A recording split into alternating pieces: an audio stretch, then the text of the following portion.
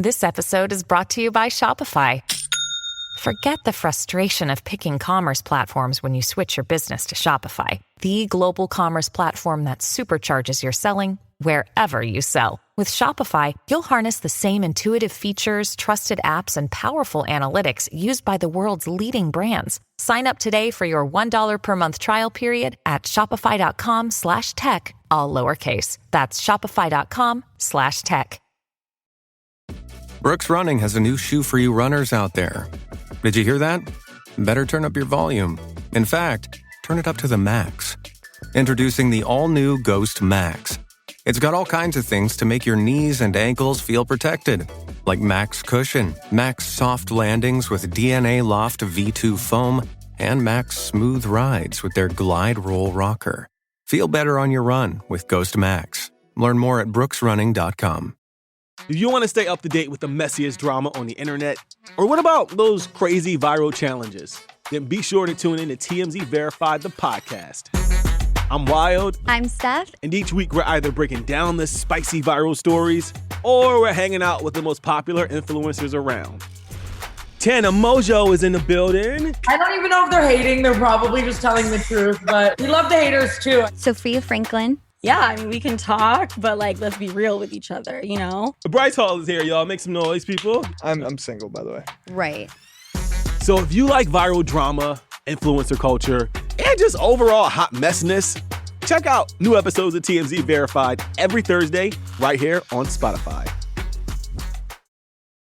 Today's episode, we're going to talk about introspection, meditation, and a little bit of lo-fi. Actually, it's not really that lo-fi now that I'm looking at the setup that I have here, but enjoy.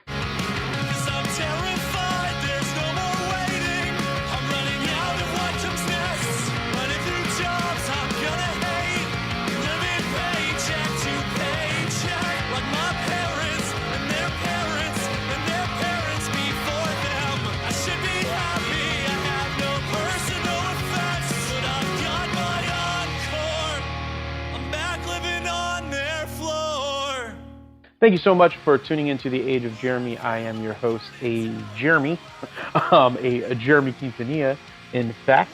If you're brand new to this podcast, essentially this is a podcast about all the things that I do to create my businesses and all the things that I learn along the way. And occasionally we have guests on. This is not one of the episodes where we do have a guest, but we're working on it to have more and more guests.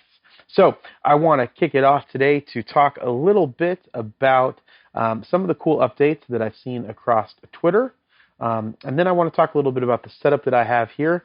And I'm going to talk about introspection and meditation as you move forward in life. And the reason why I wanted to bring up the Twitter thing is because I found it fascinating when Elon Musk announced that he was changing Twitter to X Corp. And Twitter's still going to say the name of Twitter, but I think that the organization that's going to own it is X Corp because he wants to create this everything app. And most of the things that I originally saw that he did on Twitter, I was not a fan of.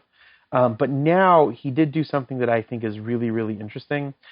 If you are a Twitter blue, right? Because again, he's a super capitalist, right? He's an industrialist, an industrial engineer, really. And so, excuse me, when we look at what he has done with Twitter, he has created things that actually make Twitter better, but they cost. So when we look at Twitter Blue is like $9.99 a month or $11.99 after tax or whatever. And so when you get Twitter Blue, I have Twitter Blue. One of the things that he did really, really well was that you're able to go on and create a tweet, and you can do 4,000 characters. So I did a long form tweet the other day. It by far did much better than some of my previous tweets or posts. And it was essentially like a blog post. So he created a way for you to do a blog post on your feed. Okay. And then the other thing too, you can now do up to 2 hours or 3 hour videos on there. And so now you can take your YouTube videos, put them on Twitter, or you can make long form content with your phone, and you can record that and upload that into Twitter. I think that those are some really impressive things that's making Twitter much better. So I've been putting a lot more video on Twitter. So what I do, if you want to try this, because there's so many platforms, sometimes, some of the information is different, right? But essentially what I do is I'll go to TikTok. I will make my TikTok, right? I'm going to pull up my TikTok right now. I'm going to make a TikTok. So like I have one that I just made about the setup that I have that I'm going to talk to you about in a minute for recording this podcast. And then what we did was, what I did was I created a TikTok, the easy way to podcast. Okay. And it's probably like 3 or 4 minutes. And once it's done, I go to that, I copy the link, and I have this watermark remover saved. So I just type in watermark, and it's sstik.io/en. That's sstik.io/en. And so when I go there, I can copy that link, watch a video, like an ad or whatever, and then it'll download that. It will download that Twitter to my device, my phone in this case. And then when it does that, what's great about it is it removes the watermark for me. So then I can go and I can post it on Instagram. I can post it on Twitter in this case. I've posted on LinkedIn, posted in the Snapchat. And when you're able to do that, you can like repurpose that content, especially if your goal, right, is to go out and be everywhere all at once. You can put tons and tons of content out there, and that's super, super important. And then, so like I try to do one of those a day. Sometimes it's like one a week. And then I do a bunch of a bunch of Twitter posts, like 5. I've been doing a lot of stories to blog about stuff, and I like sharing my thoughts on LinkedIn and reposting stuff on LinkedIn. And so again, the idea is to be ubiquitous, but again, you want to like put good content out there. And so like when you flood it, a lot of the time, if you are always trying to create new content to do that, you're going to create, maybe sometimes some bad content. And you want the content to be purposeful. But that's a really, really great way that I go about distributing my content across tons of platforms. And then the other thing too is with the Twitter thing, to go back to the Twitter thing, the other thing that he did was really, really smart, I think, is organizations, they can get verified as an organization. They pay $1,000 a month, okay?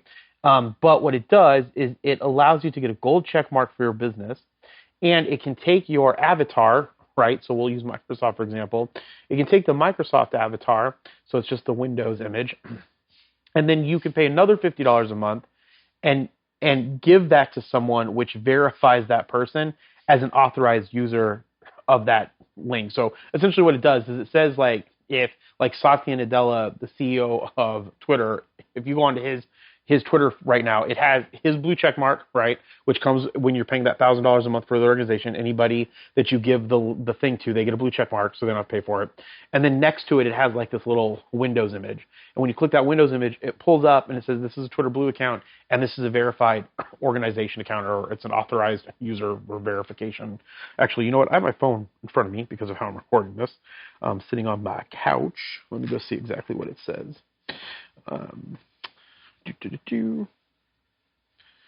Satya. It says, okay, so it pops up and it says verified account.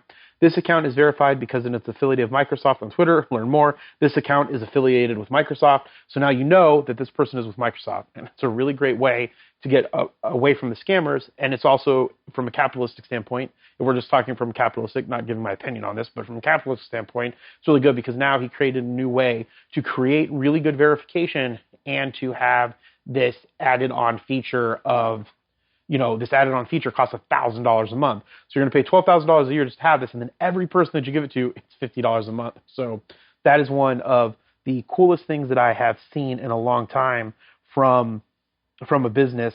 It's at least a social business is something that they've added. So I think he's doing a good job on where he's going with Twitter. Now, again, he had that cool Spaces with Ron DeSantis, and if you know anything about me, I could give, I think you could have given that platform to someone else to fucking talk. But anyway, that's my opinion. We will keep that to myself. And so that being said, I think that's one of the most exciting things that I've seen for socials, what he's doing with that right now. The other cool thing that I was able to find, right, is a character animator on Adobe. And character animator, so Dustin's trying to do this for me. He's going to make a puppet, like an animation of me. And then we're going to put it in a character animator. It's going to map my face. And then I can record inside of character animator as me talking as this character. And then I can put that out on, say, YouTube. So if you have Adobe, a character animator is a part of the Adobe product suite. So you should definitely go and check that out, because that's something that I am hands down going to start doing here soon. So, excuse me. And again, this is going to probably be really unedited. I'm sitting in my living room right now with my dogs on my phone, watching Archer, recording this. And I'm doing this for two reasons. One, I wanted to see how it came out if I recorded it this way. And the second thing is I want to have more conversation stuff on here, with me being, more nonchalant about the stuff that I'm talking about, and more talking about stuff that's going on in the world, and in news and media. And I think that being able to do it this way helps me not have to be in my where I work all the time. And I don't want to have to do it from, I could probably also connect this to my H6. Maybe I'll try it on my H6. But right now, how I'm recording, if you go to TikTok, you can see it. So this is a handheld mic. It's called the Zoom H1N. It's $99. The audio is probably better than normal if you were just recording right into the H1N, because of how I have my setup. Is I have a Rode Wireless Go 2, which is about $400. So that bad boy's expensive. I think it's about $400. Again, I'm chilling in my living room, so I can go on my phone really easy and look it up. Wireless Go. But essentially, it's called the Wireless Go 2. It is. Let's try to get a price here.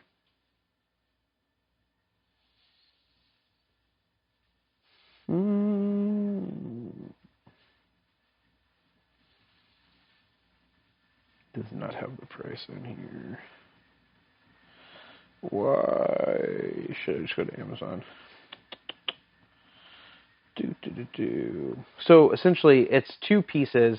It's wireless. There's a separate lavalier mic that I had to pay, which I think was like $80. So there's $80 too that you have to put into it.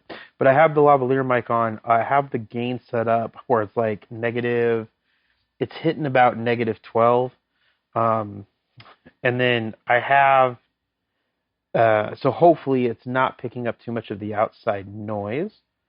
And what this allows me to do is just chill. I'm just chilling in my living room, super comfortable, recording this, and then I'll fix a lot of this up in post.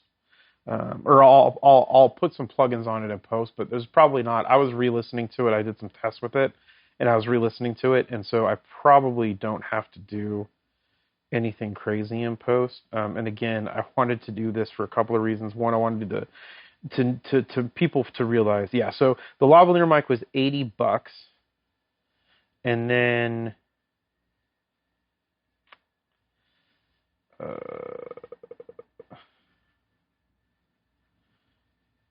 it was $199. I keep saying it's like $340. I don't know what I bought that was $340, but I feel like I bought something that was $340, and I don't know why. But so it's $200. $80 for the lavalier mic, $100 for the H1N. But then you have to be able to take the SD chip out, and then put it into your computer, and then be able to do everything that you want in post. So in post, what we mean when we say post, if you're new to podcasting or whatever, is in post, it's all the stuff that you do after you do the initial recording. So like I have some Waves plugins that takes out the surround sound. We get the decibels where we want it. We relook at the gain, make sure that it sounds good. Excuse me, to make sure that it sounds good.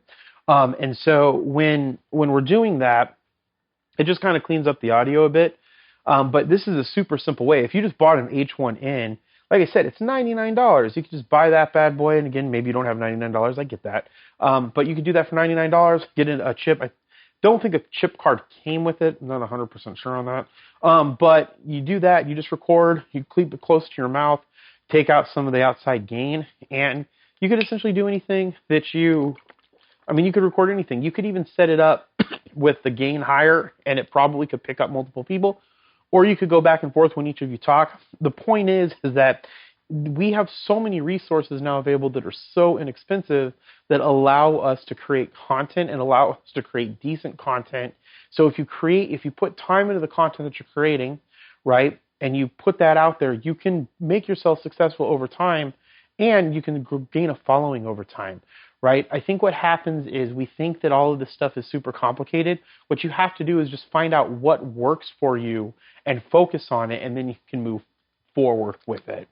And so that was one of the second things that I wanted to talk about. And then the third thing that I want to talk about, just because if you don't know, so the main business that I own, and it's starting to get a little complicated talking about all the businesses. I'm just taking the Redcon MRE protein shake. They have 40 grams of protein in them. I love them. Is that I have a lot of businesses, and so it's getting really complicated for me to be able to talk about all those businesses because we have so much stuff going on. So, for example, like next Saturday, we are going to be at Phoenix Fan Fusion. Age of Radio owns a subsidiary, essentially, or a partner company that they own that is called Geek Collective.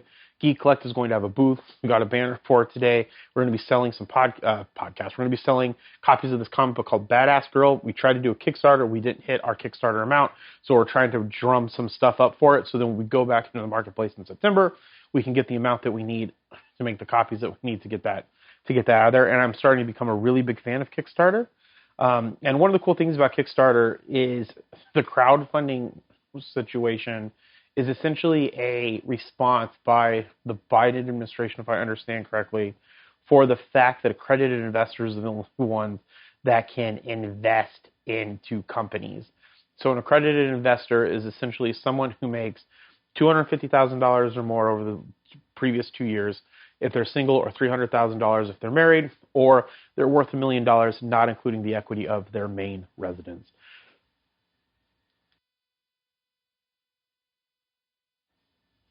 And so what's interesting about that, and then there's some other things making an accredited investor, but those are or if you have like a Series 65 or a Series 7 or whatever. And so if you're not an accredited investor, you can't get into certain investment opportunities like accredited investors can. So like, for instance, if you're an accredited investor right now on certain platforms, you can invest in Starlink, you can invest in SpaceX, you can invest in certain real estate deals and offerings. And that's because when those funds are created up as 506Bs, I think is what they're called. I could be wrong on the number because literally I'm just sitting here drinking a protein shake and talking to you. But when you set up those types of funds, right, it's saying that if you meet that criteria, you're less likely to be taken advantage of, or you're able to withstand something going wrong in one of those investments, okay? But what the Biden administration did, I believe, is then they opened up the ability to do crowdfunding, which is essentially certain types of crowdfunding. There's a whole website on the IRS that shows all the places where you can crowdfund at, allows you to go and raise money from the marketplace.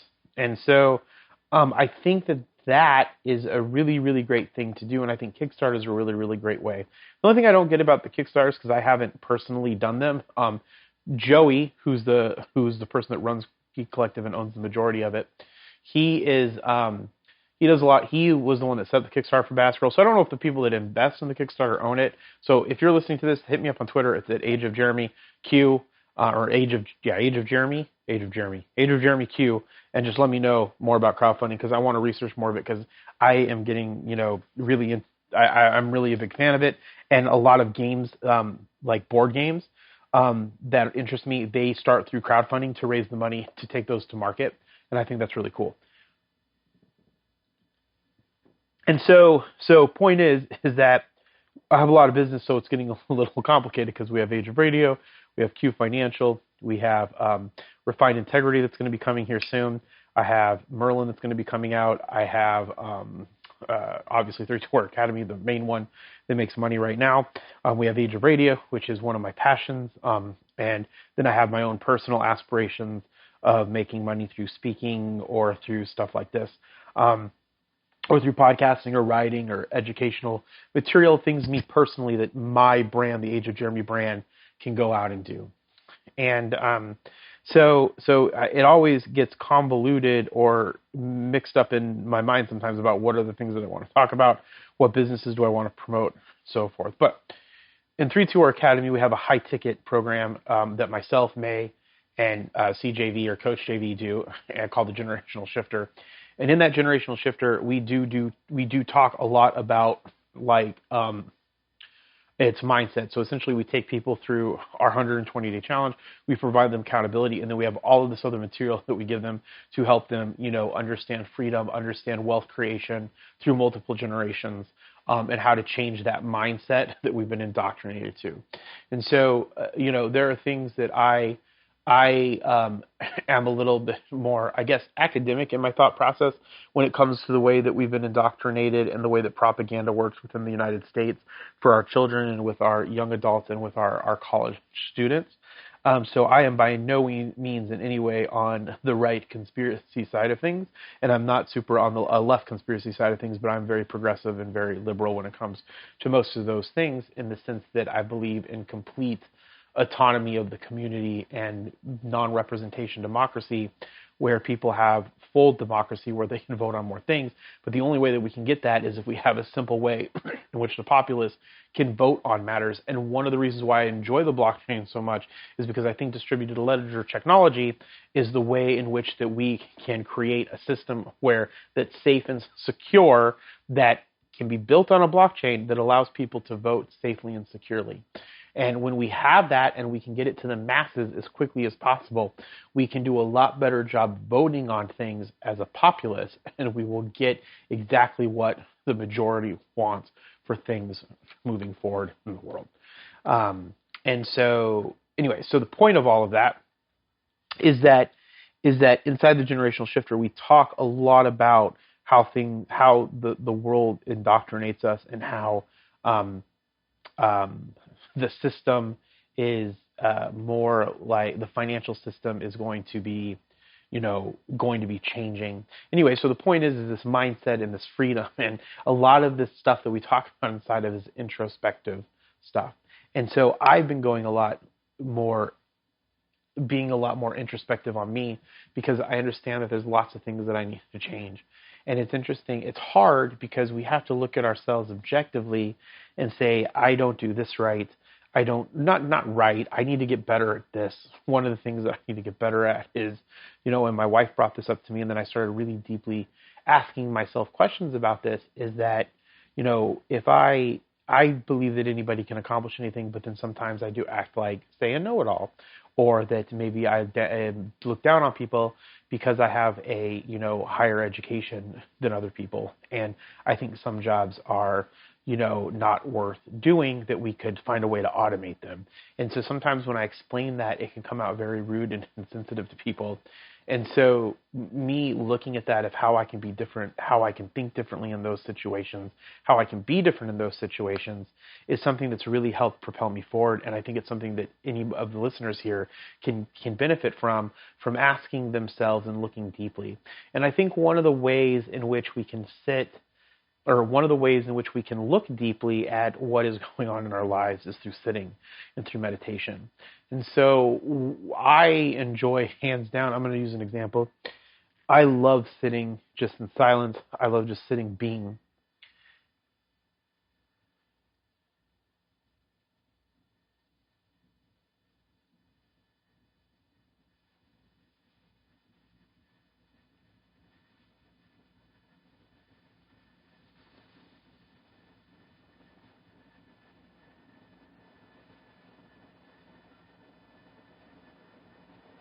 Like right now, I just stopped talking, and maybe you thought something was wrong with the podcast. Maybe you thought something was wrong with your radio, or however you're listening to things. And so being silent allows us to, one, be exactly where we're at in that moment. And it allows us to ponder who we are and what we are. Even if you're focusing on clearing your mind, your subconscious is going to bring things to the surface for you to think about, or maybe you're going to think about things in the past. And one of the ways is those thoughts and the feelings come over us is to say, hey, that happened. That's what it was. This is how I feel.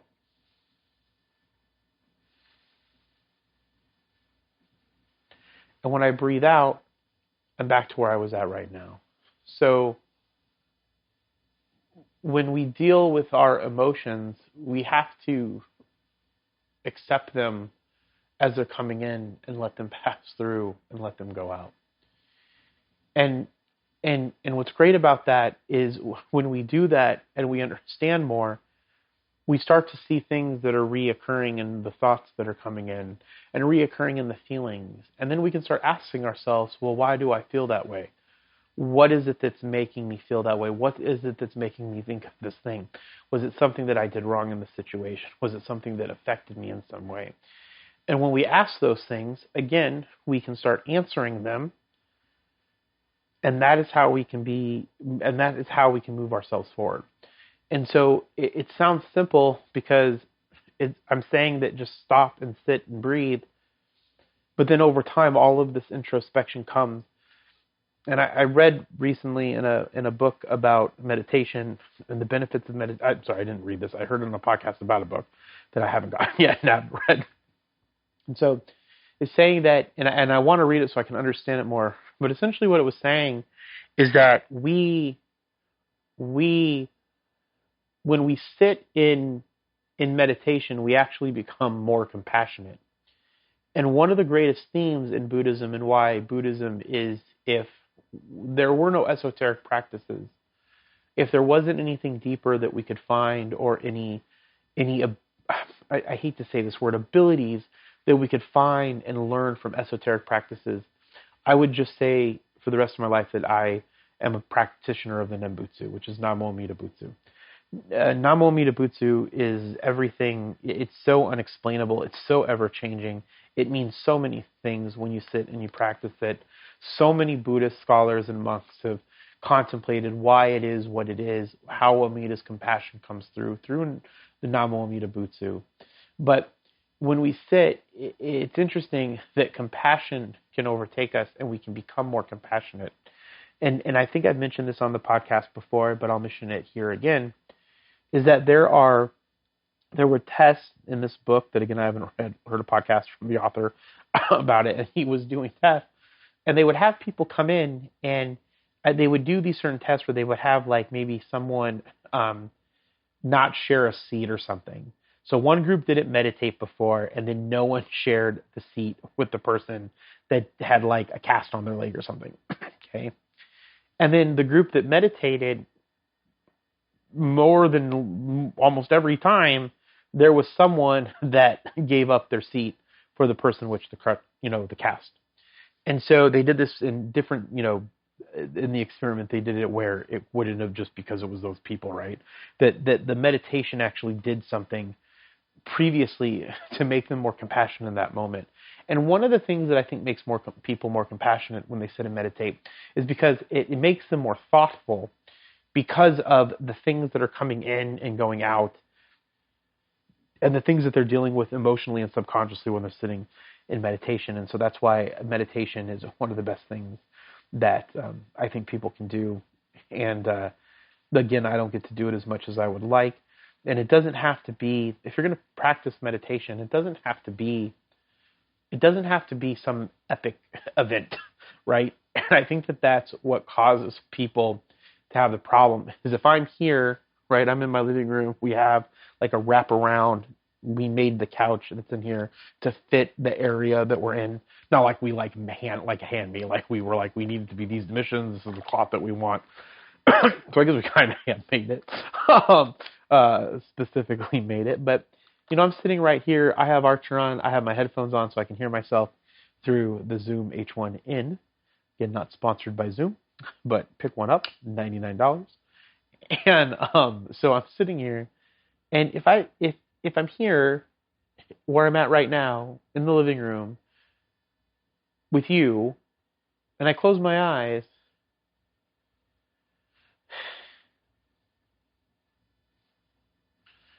and maybe we do, to get ourselves going a little bit calmer, we breathe in 4 times, and we hold it for 4 times, and we let go for 4 times, and we hold it for 4 times, and we breathe in for 4 times. And this is known as the fourfold breath. So let's try it. And my allergies and my back's a little tense from working out, so hopefully it goes through. But let's try it.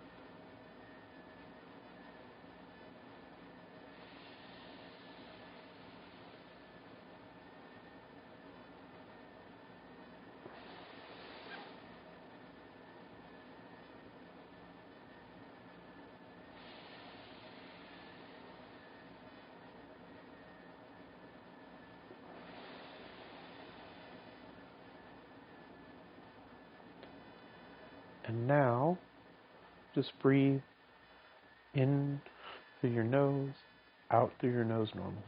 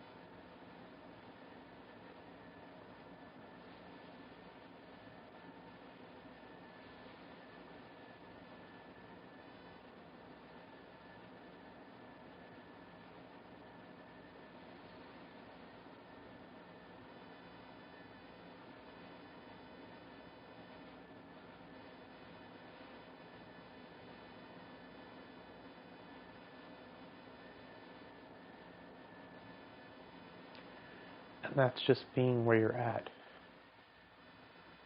doing what you're doing at the moment that you're doing it. And again, there's all different variations of breathing. And then meditation, there's counting, and there's stilling your mind with what are called cones, and maybe haikus, I guess. And then there's the Wim Hof breathing method, which is fantastic, which is an exasperated breathing method that can essentially, when you're breathing out, still you create a sense of euphoria, and it can help you manage stress magnificently. And it's very beneficial to practice that type of breathing when you're doing ice baths, which is something that I've done before. I'm a fan of ice baths. I would like to do them more and more, but I just want to be able to do them in my backyard easily peasy. And so that is how I do not do them, because I have not set it up. So, I think as we move forward with the businesses, once Merlin launches, if you don't know Merlin, go to getmerlincrypto.com. Really, this is the problem that I have, is I can talk about so many things, and with getmerlincrypto.com, but once Merlin's out and some of those substantiate and we get certain things in order, get more in sync and calmed down with this stuff and get in some better rhythms, I think that working on yourself and practicing and spending time in spirituality for myself more and more is going to be super, super beneficial. And that's something that I have a strong passion for, talking to people about tarot and astrology and all that stuff. And so making time for that and writing about it and making time for you. I had an endocrinology appointment today, and I don't know if it's because my endocrinologist is getting old or what, but he talks a lot about the meaning of life.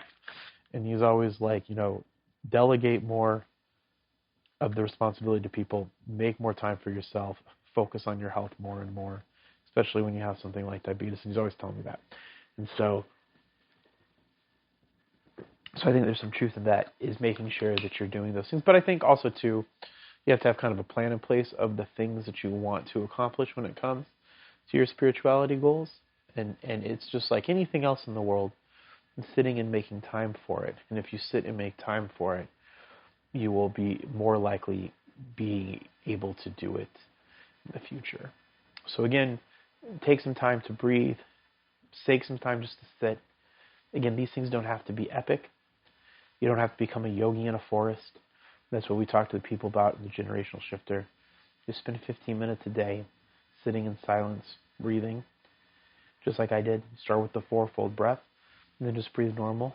Don't try anything. Just sit and see what happens. Get to know your body more. Get to understand how you feel in those situations. You don't have to visualize anything. Just sit. Sit and breathe and be where you're at. Don't try to not think. If a thought comes in, just let the thought come. Let it out. Keep breathing and sitting and see what happens. See if there's any interesting questions that you propose to yourself about yourself. Remember, be thankful, grateful, and kind, and we'll talk with you next time. Bye.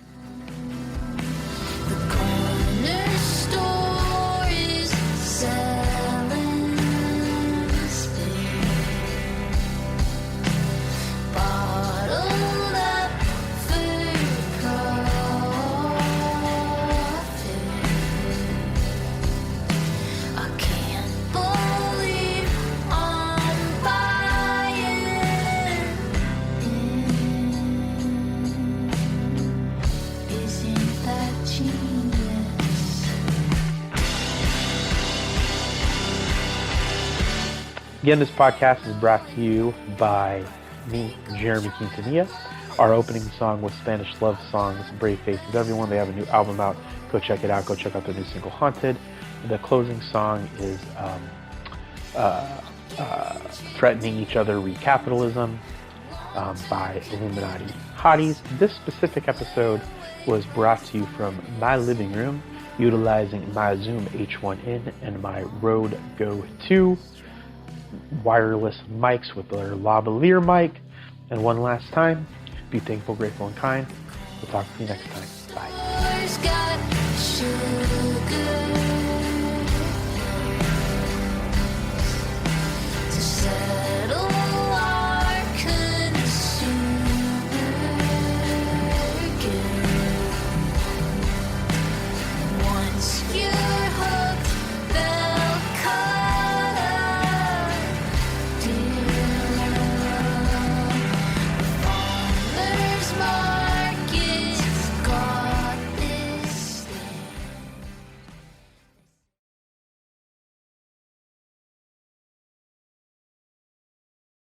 Okay, everybody, it's Michael E. Cullen II. And I'm Sesame and Carta from the All Too Real 2 podcast. We're passionate about movies, TV, and pretty much all things pop culture. Dive into the chaos of failed sitcoms, direct-to-video sequels, and the quirky realms of cinema and TV. Join us every Thursday for your dose of All Too Real 2 entertainment. We'll guide you through debates like whether Howard the Duck qualifies as a superhero. Ponder if Larry the Cable Guy could be the new Rock or Schwarzenegger. Discover if some shows and movies should have stayed in the cutting room. Ever heard of a sitcom featuring that dictator with the funny mustache? Well, we watched it. We're dedicated to unraveling the peculiarities of pop culture, sometimes with awesome guests. So, if you're into the eccentric world of pop culture, listen and subscribe to All Too Real 2. Available wherever you find podcasts and on Age of Radio.